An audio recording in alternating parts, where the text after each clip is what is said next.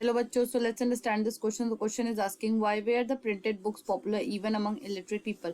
मतलब पढ़े लिखे जो लोग थे उनके बीच में तो प्रिंटेड बुक्स पॉपुलर थे, लेकिन जो पढ़े लिखे नहीं थे उन लोगों के बीच में भी ये प्रिंटेड बुक्स पॉपुलर थे। तो ऐसा क्यों? चलिए इसी की कंसेप्ट को समझते। तो इसका की कंसेप्ट होगा प्रिंटेड बुक्स की जो पॉपुलरिटी है उसका रीजन अमंग इलिटरेट पीपल।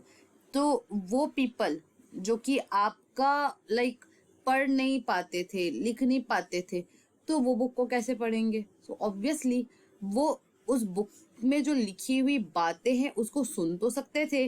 तो प्रिंटर्स ने क्या किया, उन्होंने पब्लिश करना स्टार्ट करवाया बलार्ड्स को और फोल्क टेल को, जिसमें बहुत सारे पिक्चर्स रहते थे। अब मान लीजिए कि ये घड़ा है, यहाँ पे बहुत सारे कंकड़ है और यहाँ पे कौवा आके बैठा है, तो ऑब्वियसली यहाँ पे समझ में आ जाएगा कि ये जो कौवा है वो इस मटके से, घड़े से पानी पीने की कोशिश कर रहा है और यहाँ पे पानी है और ये कंकड़ है। तो ऑब्वियसली पिक्चर्स की मदद से वो देख के समझ जाते थे कि इस जो ये पिक्चर है ये बोलना चाह रही है।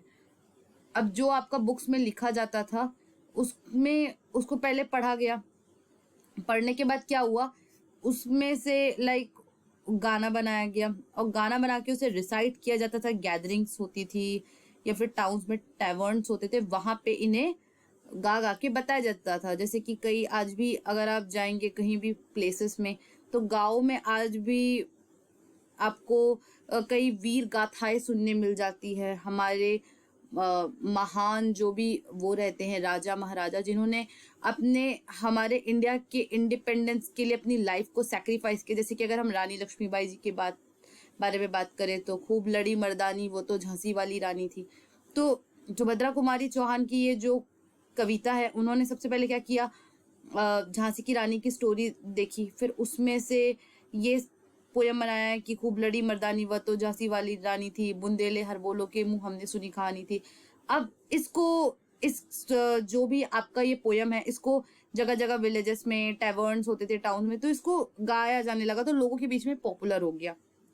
और ये जो इंडियन राइटर्स है जैसे कि बंकिम चंद्र चट्टोपाध्याय, उन्हें भी पसंद था कि वो जो नॉवेल्स है वो लोगों के लिए अपनी नॉवेल्स को पढ़े और उन लोगों के लिए पढ़े जो कि पढ़े लिखे नहीं है। तो वो क्या करते थे कि वो उन लोगों की गैदरिंग्स करवाते थे जो कि पढ़े लिखे नहीं थे, फिर वो अपनी खुद की बुक को पढ़ के सुनाते थे उन लोगों को जो कि पढ़े लिखे नहीं थे, ताकि वो अपनी खुद की ओपिनियन बना सके।